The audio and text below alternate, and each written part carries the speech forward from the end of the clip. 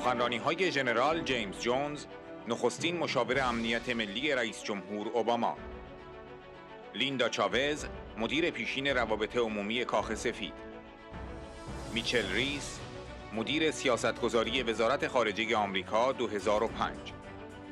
دکتر راول رویز، نماینده کنگره آمریکا، عضو کمیته انرژی. لانس گودن، نماینده کنگره آمریکا.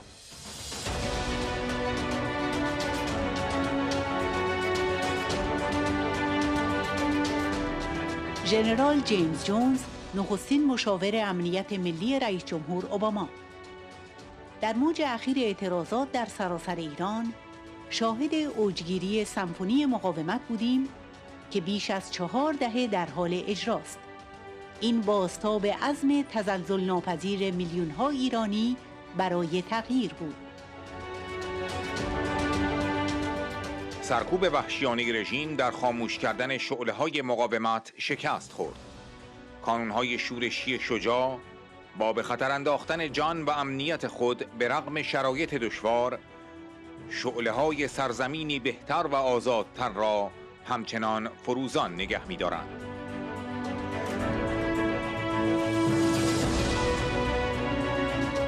این صرفاً یک شورش علیه رژیم ستمگر کنونی حاکم بر ایران نیست، بلکه مبارزه‌ای قاطع علیه همه اشکال دیکتاتوری است. شعار یکپارچه آنها در خیابان با قاطعیت طنین انداز است: نه به ستمگر، نه به هر شکلی از حکومت که آزادی را از مردم خود سلب می‌کند. آنها از تأثیر و نفوذ فزاینده نیروهای مخالف در داخل ایران می‌ترسند. آنها تشخیص می‌دهند که شورای ملی مقاومت ایران تهدیدی هولناک برای حکومت استبدادی آنهاست. این شناخت به خودی خود تأییدی است قاطع بر قدرت و کارآمدی شورای ملی مقاومت تحت هدایت ژرف‌بینانه خانم رجوی. برنامه 10 ماده‌ای خانم مریم رجوی که منعکس کننده ارزش‌های دموکراتیک مورد احترام جامعه بین‌المللی است و آمریکایی‌ها به واقع آن را برنامه‌ای جفرسونگونه می‌دانند، به عنوان نور امیدی است که راه را به سوی ایران دموکراتیک روشن می‌کند.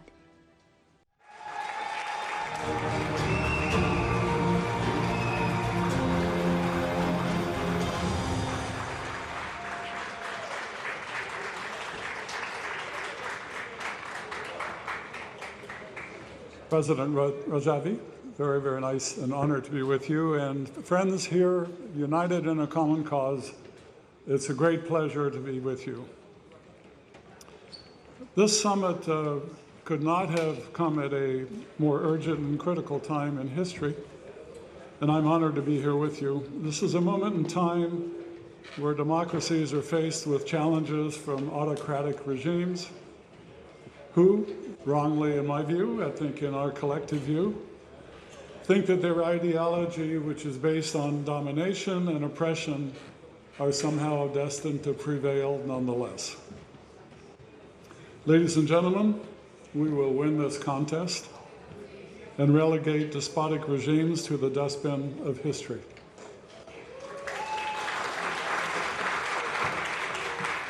So we meet today standing united in the face of a formidable challenge to our freedom under the specter of religious tyranny looming over a great nation, jeopardizing regional stability, jeopardizing global peace, and shared prosperity. This is a moment that demands our attention, our resolve, our courage, and unwavering commitment to the principles of freedom and democracy. The regime, with its repressive grip, stifles the fundamental human rights of the Iranian people. Its belligerent posturing and nuclear ambitions pose a grave threat, undermining the concerted effort of the international community to foster enduring peace. We cannot and will not idly stand by as the voices of the oppressed and silenced and the hopes of millions are dashed. In the recent wave of protests that erupted all over Iran last September, we witnessed the crescendo of a symphony of resistance that has played out over 4 decades. It echoed the unwavering determination of millions of Iranians for change. But let's be clear, the regime's brutal crackdown failed and continues to fail to extinguish the flames of resistance. The courageous resistance units within Iran continue to keep the fires for a better and freer nation burning brightly by risking their lives and safety against overwhelming odds. These protests serve as a vivid testament to the aspirations of the Iranian people, yearning for a society founded on democratic principles and inclusive governance. It is not merely a revolt against the current oppressive regime ruling Iran. It's a resolute struggle against all forms of dictatorship. Their unified chant on the street echoes with determination: no to the oppressor, no to any form of government that denies freedom to its people. The transformation of Iran into a democratic beacon in the Middle East will not only serve as a bulwark of regional stability, but also sends ripples of hope across the globe to all people who suffer under the yoke of tyranny. As we gather here today, let us recognize that the regime in Iran does in fact grow weaker by the day. Internally, it clings desperately to power through crackdown and fear, and externally, by demonizing democratic opposition, blackmailing governments, and exporting terrorism, all the while keeping false hopes of a nuclear weapons-free Iran. We also acknowledge the perilous policy of engagement with the regime, which undermines both the cause of democracy in Iran and the cherished values that underpin our own societies. By turning a blind eye to the regime's heinous human rights abuses and aggressive behavior, we inadvertently legitimize its oppressive rule and escalate threats to global peace and security.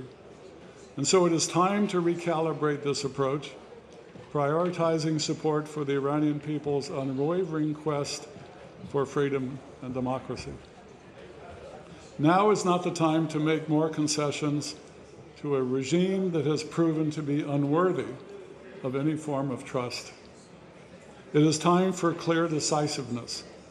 By taking hostages and unleashing terrorism, the current criminal rulers of Iran try to blackmail us.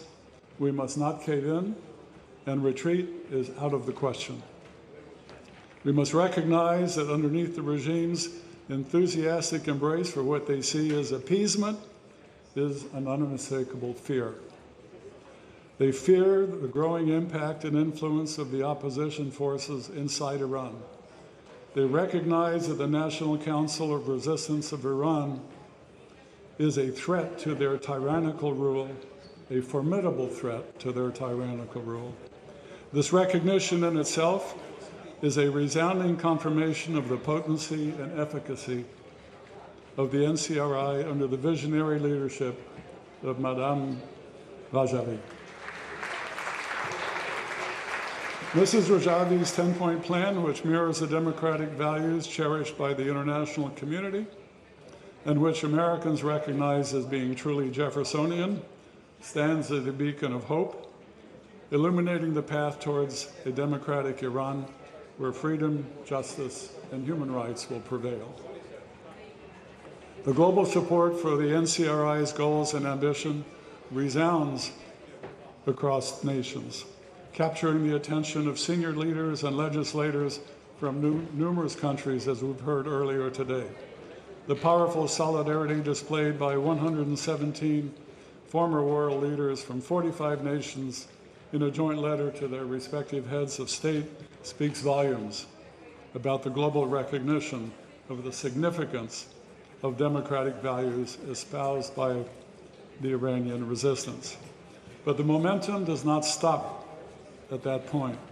Over 3,600 legislators from 61 countries, including an absolute bipartisan majority in the U.S. House of Representatives, whose members we heard from earlier, have also voiced their support for the NCRI and its transformative vision for a democratic Iran, which symbolizes a collective belief in the Iranian people's struggle for democratic regime change. So the time has come to bid farewell to the failed policy of thinking that the regime can ever be trusted to join the family of free nations. We stand shoulder to shoulder with the Iranian people and their unwavering resistance movement. That is what is most important. That is where we should be in our beliefs. The people of Iran deserve no less. Thank you. Ladies and gentlemen, what ultimately happens in Iran will have reverberations around the world. This is where we are in our global history. So, ladies and gentlemen, let us resolve to continue the march towards freedom for the Iranian people with courage and steadfast determination. I'm proud to be here and to stand with you, and I will be here as long as it takes to see a democratic and free Iran. Thank you.